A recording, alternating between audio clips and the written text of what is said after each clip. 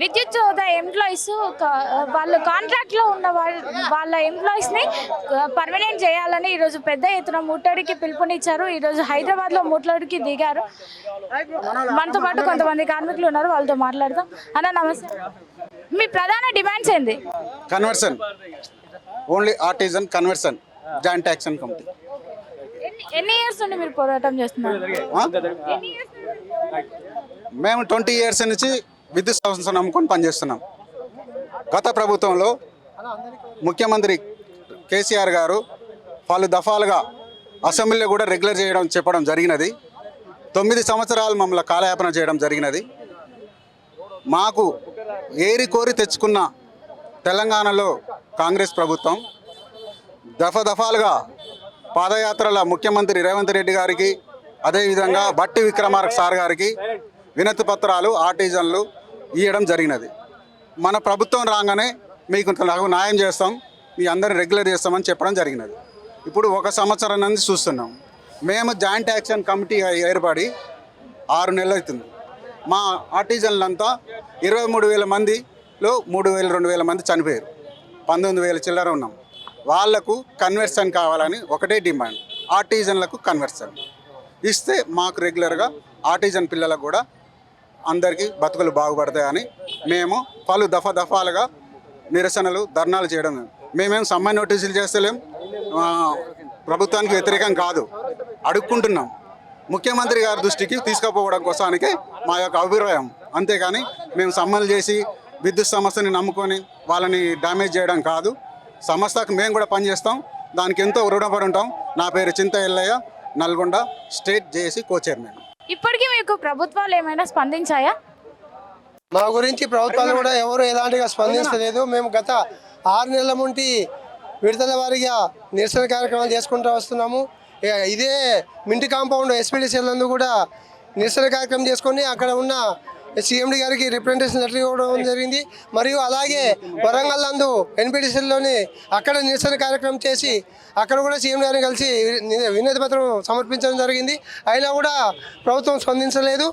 మరియు ఈ ఇందిరా పార్క్ దగ్గర కూడా మేము నిరసన కార్యక్రమం చేపట్టి అసెంబ్లీ సమావేశాలు జరిగేటప్పుడు మేము నిరసన కార్యక్రమం చేసినాము. అసెంబ్లీలో కూడా గౌరవనీయులు ఎమ్మెల్సీ మన మండలిలో మాట్లాడారు, జీవన్ రెడ్డి గారు మాట్లాడారు, కామారెడ్డి ఎమ్మెల్యే వెంకటరమణరెడ్డి గారు మాట్లాడారు, కూనమనేని సాంబశివరావు గారు, వీళ్ళందరూ అసెంబ్లీలో మా యొక్క సమస్యపై చర్చించారు. అయినా కూడా ఇప్పటి వరకు కూడా ఎలాంటి స్పందన లేదు. మేము ఇక్కడ ఈరోజు అతి సాధారణంగా ఈరోజు కార్యక్రమం పెట్టుకోవడం జరిగింది. మేము ఒకటి నిరసన కార్యక్రమం తెలుపుకొని వినతి పత్రం ఇవ్వడానికి మేము ఈరోజు వచ్చామే. కానీ ప్రభుత్వం పైన కానీ యాజమాన్యం పైన కానీ కక్ష కట్టి మేము ఎలాంటి సంఘటనలకు గురి కాకుండా డ్యూటీలు చేసుకుంటూ ఎక్కడ ఎవరికి ఇబ్బంది లేకుండా ప్రభుత్వానికి కానీ యాజమాన్యం కానీ మేము ఈరోజు ఈ నిరసన కార్యక్రమానికి వచ్చినాము. అయినా కూడా ప్రభుత్వం మమ్మల్ని శత్రువులు చూసినట్టు చూసి ఈ యొక్క నిరసన కార్యక్రమాన్ని అనిదొక్కాలని చూస్తుంది. మీరు చూస్తున్నారు, వీళ్ళందరూ కార్మికులందరూ స్వచ్ఛందంగా వచ్చిన వాళ్ళే. మేము అడిగేది గొంతెమ్మ కోరికలు కోరతలేము. మేము అడిగేది ఒకటే, ఇప్పుడున్న ఆర్డర్స్ని రద్దు చేసి ఒకే సంస్థ ఒకే రూల్ ఇంప్లిమెంటేషన్ చేయమని చెప్తున్నాము. ఇట్లాంటి చేయడం వల్ల ప్రభుత్వానికి కానీ యాజమాన్యానికి కానీ ₹1 కూడా బర్డెన్ పడదు. విద్యా అర్హతలు బట్టి మేము కన్వర్షన్ కావాలి కోరుకుంటున్నాము. ఇది యొక్క ప్రభుత్వం కానీ ప్రభుత్వంలో అనుబంధంగా సంబంధంగానే ఒక యూనియన్ కూడా మాకు వ్యతిరేకంగా పనిచేస్తూ ఈ యొక్క ఆర్జన్ కార్మికులు సమ్మెకు పోతుండ్రు అని చెప్పేసి వాళ్ళు భయభ్రాంతులకు గురి చేసి మమ్మల్ని ఈరోజు ఈ స్థితికి రోడ్డు మీద తీసుకొచ్చారు. ఇది అతి సామరస్యంగా జరిగే ప్రోగ్రామ్ను కొందరు యూనియన్ ట్రేడ్ ప్రధాన సంఘాల వల్ల మేము ఈ స్థితికి వచ్చాము. కాబట్టి ప్రభుత్వం కూడా ఆలోచన చేయాలి, ఏం జరుగుతుంది ఏం కథ అనేది దీనిపైన లోతైన ఎంక్వైరీ చేసి మాకు తగిన న్యాయం జరగాలని మేము కోరుకుంటున్నాము. ఈ న్యాయము ఆర్జన్ కన్వర్షన్ జరిగేంత వరకు కూడా మా పోరాటం ఆగదని ఈ ముఖ్యంగా సభముఖంగా తెలియజేసుకుంటున్నాం. ఇన్ని నిరసనలు చేసిన ప్రభుత్వం స్పందించకపోవడానికి కారణం ఏంటంటారు? అంటే ఇన్ని నిరసనలు చేసినప్పటికీ ప్రభుత్వం స్పందిస్తలేదు అని అంటే ఈ రాజ్యం ఎప్పుడైనా అణచివేస్తుంది. ఈ రాజ్యం కూడా ఇప్పుడున్నటువంటి ప్రభుత్వం కూడా ఇప్పుడున్నటువంటి ప్రతిపక్ష నాయకులు విద్యుత్ శాఖ మంత్రివర్యులు కూడా ఆనాడు మమ్మల్ని పర్మనెంట్ చేస్తామని ఆ ప్రభుత్వం చెప్పినప్పుడు, గవర్నర్ ప్రసంగంలో చెప్పినప్పుడు, అసెంబ్లీ సాక్షిగా చెప్పినప్పుడు, ఈ బడ్జెట్లో కూడా 23,667 మందిని పర్మనెంట్ చేసామని చెప్పినప్పుడు ఇదే విద్యుత్ శాఖ మంత్రివర్యులు మాకు తండ్రి స్థానంలో ఉన్న వ్యక్తి ఆ రోజు వీళ్ళను మోసం చేసిరు అని చెప్పారు. అదే కాకుండా వీళ్ళ ప్రభుత్వంలో ఉన్నటువంటి ఈ అద్దంకి దయాకర్ గారు కూడా, అదేవిధంగా శ్రావణ్ గారు కూడా మీరు బహిరంగ చర్చకు రాండి సవాలా అని చెప్పేసి కేటీఆర్ గారిని పిలిచారు. మీకు అందరికి గుర్తే, ఇది మేము సాటుకు చెప్పిన ముచ్చట కాదు. మరి ఆ రోజు అక్కడ ఉన్నప్పుడు మీరు చేసింది ఏంది, ఈ రోజు ఇప్పుడు చేస్తున్నది ఏంది? ఆ ప్రభుత్వము మేము బీఆర్సీ 22ల విద్యుత్ కార్మికులు అందరం కూడా పర్మనెంట్ వాళ్ళము ఆర్టిజన్స్ అందరం కూడా 2022 పిఆర్సీ అప్పుడు కూడా 80,000 మంది పైచిల్లుకు ఫ్యామిలీతోటి 1,00,000 పైన కార్మికులము ఇదే విద్యుత్ సౌధ దగ్గర ధర్నా కార్యక్రమం చేసినాం. ఎవరు అటెండర్ నుంచి మొదలు పెడితే ఆఫీసర్ వరకు. మరి అప్పుడు అదే నియంత ప్రభుత్వం అని చెప్పి మీరు ప్రచారం చేసిన ఆ ప్రభుత్వం మమ్మల్ని అణచివేయలేదు, ఉద్యమం చేయడానికి అవకాశం ఇచ్చింది. కానీ ఈ ప్రభుత్వం ప్రజాప్రభుత్వం అని చెప్పారు.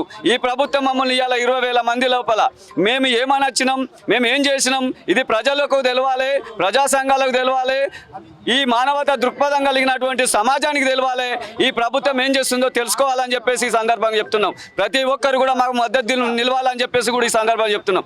ఈ ప్రభుత్వం లోపల ప్రతిపక్షంలో ఉన్నప్పుడు ఒక మాట, అధికారంలో ఉన్నప్పుడు ఒక మాటనా. కాబట్టి ఇప్పుడు ఉన్నటువంటి ముఖ్యమంత్రి గారు పూర్తి స్థాయిలో జోక్యం చేసుకోవాలి. మీ ప్రభుత్వానికి ఈ విద్యుత్ శాఖతోటి ఫస్ట్ కేసీఆర్ పెట్టుకున్నారు, దానివల్ల ఏం నష్టమైందో తెలుసు. ఇప్పుడు మీరు మాతోటి పెట్టుకుంటున్నారు. మా కాలే కడుపులు కాలుతున్న జీవితాలను చూడురి అని అడుగుతున్నాం. మేమేమంటున్నాం, ఆనాడు 29/7/2017 రోజు మమ్మల్ని పర్మనెంట్ చేస్తానంటే ఈ యొక్క నిరుద్యోగులు కోర్టుల కేసేసారు. అక్కడ ఉన్నటువంటి హైకోర్టు అత్యున్నత న్యాయస్థానం వీళ్ళని పర్మనెంట్ చేసుకోవచ్చు. ఎమర్జెన్సీ సెక్టర్లో పనిచేస్తున్న కార్మికులు, వీళ్ళు ప్రమాదకర పరిస్థితుల్లో పనిచేస్తున్న వాళ్ళను రెగ్యులర్ చేయాల్సిన అవసరం ఉన్నది.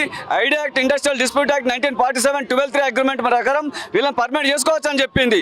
మరి అట్లా చెప్పినప్పుడు ఆ ప్రభుత్వాన్ని వ్యతిరేకించిన మీరు అనేక సందర్భం లోపల ప్రతిపక్షంలో మాట్లాడినప్పుడు మీకు మెమోరాండం ఇచ్చి మాట్లాడితే మీరేమన్నారు, మేము అధికారంలోకి వచ్చినాక మీకు ఖచ్చితంగా మీ జీవితాలలో వెలుగులు నింపుతాం, పూర్తి స్థాయి పర్మనెంట్ చేస్తా అన్నారు. ఆ మాటనే మేము అడుగుతున్నాం. అప్పుడున్న ప్రభుత్వం 50% చేసింది, మిగతా 50% మిమ్మల్ని ఏమని అడుగుతున్నాం కదా, మీ మీద బరువేస్తున్నామా, ఆర్థిక భారాన్ని తగ్గించుకుంటామని చెప్తున్నాం. స్టాండింగ్ ఆర్డర్ సర్వీస్ రూల్స్ ప్రకారం, యాజ్ పర్ రూల్స్ ప్రకారం లేబర్ కమిషనర్ అప్రూవల్ అయినటువంటి స్టాండింగ్ ఆర్డర్ సర్వీస్ రూల్స్ను ఈ యొక్క వైలెంట్ చేస్తున్నటువంటి ఆఫీసర్లు కూడా రేపు చట్ట ప్రకారం జవాబు చెప్పాల్సిన అవసరం ఉన్నది. మా డ్యూటీలు 8 అవర్స్ షిఫ్ట్ డ్యూటీ, మంత్లీ 26 డ్యూటీలు, సంవత్సరానికి 53 డ్యూటీలు ఎక్స్ట్రా డ్యూటీలు చేస్తున్నాం. ఇప్పటి వరకు 5 సంవత్సరాల స్టాండింగ్ ఆర్డర్ సర్వీస్ రూల్స్ ప్రకారం 78 నెలలైంది. 78 నెలలకు ఇప్పటి వరకు 4,134 డ్యూటీలు, ఓవర్ టైం డ్యూటీలు చేసినాం. ఇది లేబర్ కమిషనర్ కూడా. కాకపోతే ప్రజా సంఘాలు కూడా జోక్యం చేసుకొని ఇది సుమోటోగా కేసు నమోదు చేయాల్సిన అవసరం కూడా ఈ ప్రజా సంఘాలకు కానీ ప్రభుత్వాలకు కానీ మా కోసం ప్రతిపక్షాలు కానీ మాట్లాడాల్సిన అవసరం ఉన్నది. ఇప్పటి వరకు మేము రాజకీయ చర్చ చేయలేదు, మేము రాజకీయంగా పోదలుచుకోలేదు, మా వెనుక ఏ శక్తులు లేవు. మేము ఇవాళ చనిపోతున్నాం, ఆర్టిజన్ కార్మికులను చనిపోతే నా శవాన్ని నా కొడుకు గుర్తుపట్టలేడు, నా శవాన్ని నలుగురు మోయడానికి వాసనకు నలుగురు రాలేని పరిస్థితులలో బతుకుతున్నామని అడుగుతున్నాం. మేము మిమ్మల్ని గొంతమ్మ కోరిక అడుగుతాం. స్టాండింగ్ ఆర్డర్ ప్రకారం అప్గ్రేడేషన్ ఇచ్చి గ్రేడ్ ప్రమోషన్ ఇస్తే ఒక్కొక్క యావరేజ్గా గ్రేడ్ 4 నుంచి గ్రేడ్ 1 మీరు ప్రమోషన్ ఇచ్చినట్టయితే ఒక్కొక్కరికి 6,000 రూపాయలు పడుతుంది. అప్రాక్సిమేట్లీ 140 కోట్లు ఇయర్లీ పడుతుంది మీకు. ఆ 140 కోట్ల ఆర్థిక భారాన్ని తగ్గిస్తామని చెప్తున్నాం. అంతేకాకుండా మాకు 16 నెలది 5 సంవత్సరాల స్టాండింగ్ ఆర్డర్ సర్వీస్ రూల్స్ తర్వాత 16 నెలలు దాటింది. ఆ 16 నెలలకు కూడా ప్రతి కార్మికునికి ఏరియల్స్ ఇస్తే ఒక్కొక్క కార్మికునికి 60 నుంచి 80,000 రూపాయలు వస్తాయి. అది 160 కోట్ల రూపాయలు అవుతాయి. ఆ 160 కోట్ల రూపాయలను కూడా మేము వదిలిపెట్టుకుంటాం. మాకు జీవితం కావాలని అడుగుతున్నాం, మా ప్రాణాలకు భద్రత కావాలని అడుగుతున్నాం, మా జీతాలను వదిలిపెట్టుకుంటున్నాం అంటున్నాం. ఈ స్టాండింగ్ ఆర్డర్ సర్వీస్ రూల్స్ ప్రకారం నేను చనిపోతే నా కొడుకు వస్తే ఇలా బీటెక్లు ఎంటెక్లు ఉన్న మా విద్యార్థులు, మా స్టూడెంట్స్, మా తమ్ముళ్ళు, మా అన్నలు ఇలా అంతే అనేక మంది ఉన్నారు. ఇవాళ జేఎల్ఎం వచ్చినట్టయితే ఇంటర్నల్ ఎగ్జామ్ రాసుకుంటే ఆఫీసర్ అవుతారు. మా తమ్ముళ్ళు చాలా మంది ఇలా బీటెక్లు ఎంటెక్లు చేసిన వాళ్ళు ఉన్నారు. ఇదే జేఎల్ఎం మొన్న బయట నుంచి వచ్చిన వ్యక్తి ఇంటర్నల్ ఎగ్జామ్ రాసుకొని మా ముందట ఆఫీసర్ అవుతాడు. వాళ్ళ ముందట మేము బిచ్చగాళ్ళ లెక్క ఉన్నాం, సర్టిఫికెట్లు దాచుకుంటాం, ఎకరాలు గుంటలు భూములు, ఇల్లు, మన్ను మశానం అమ్మి మా తల్లిదండ్రులు చదివించిన సర్టిఫికెట్లకు వాల్యూ లేకుంటుంది. నేను చచ్చిపోతే నేను గ్రేడ్ 2 ఉన్నా నాకు 35,000 జీతం వస్తుంది. నేను చనిపోతే నా భార్య కానీ నా కొడుకు కానీ ఎంటెక్లు బీటెక్లు ఉంటే గ్రేడ్ 4 జీతం స్టార్ట్ అవుతుంది. 12,800 కాడ జీతం స్టార్ట్ అవుతుంది.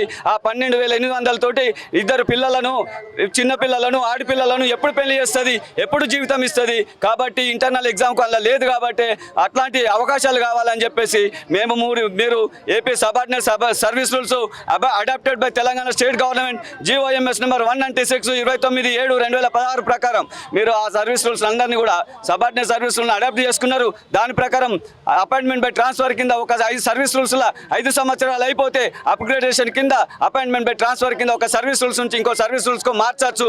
కాబట్టి దాని ప్రకారం మాకు కన్వర్షన్ రెగ్యులర్ పోస్టుకి ఇవ్వమంటున్నాం. అంతేకాకుండా జెనుకోలో ఉన్నటువంటి 308 జీవో ప్రకారం కూడా 308 జీవో ప్రకారం కూడా జెనుకోలో ఉన్నది ఆ యొక్క 308 జీవోను అపాయింట్మెంట్ బై ట్రాన్స్ఫర్ కింద కన్వర్షన్ ఇవ్వడానికి అవకాశం ఉంది.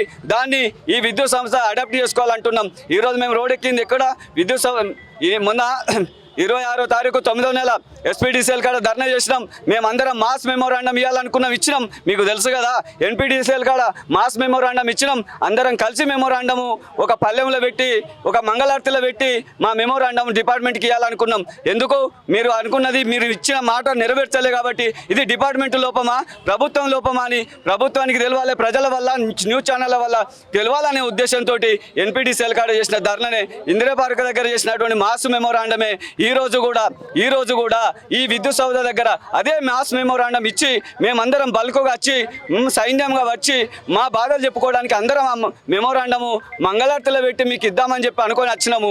దానికోసము ఈ నిర్బంధం అంటే ఆ ప్రభుత్వం చేసిన దానికంటే ఇలా బూట్లతోటి మేము వచ్చి 10,000 మంది రావాలనుకుంటే మాకు సరి సమానమైన 10,000 మంది పోలీసులు పెట్టారు అంటే ఇది ప్రజాప్రభుత్వమా? ఇది ప్రజలకు మేలు చేసే ప్రభుత్వమా?